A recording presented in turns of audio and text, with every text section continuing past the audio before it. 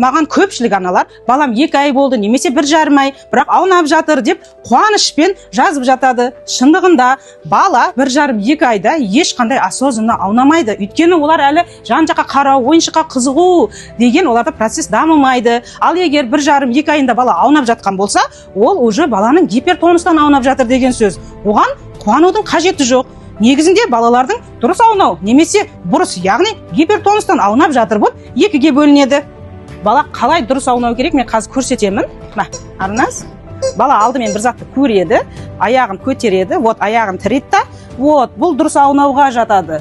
Ал егер бала как колбаса сияқты былай аунай салатын болса, аяғын көтермей, немесе бала өзінің еркінен тыс ештеңеге қарамай-ақ аунай беретін болса, ол балада уже гипертонустан аунап тұрған болады. Сол үшін міне бала қазір осознанно дұрыс аунады осы бала. Негізі бала нормада дәл осылай аунау керек. Осы және өзге де балапандарда массажбен емделетін және балапандарда көп кездесетін патологияларды қалай емдеуге болатыны жайлы сіздерге 12 сабақтан тұратын курс дайындап қойдым.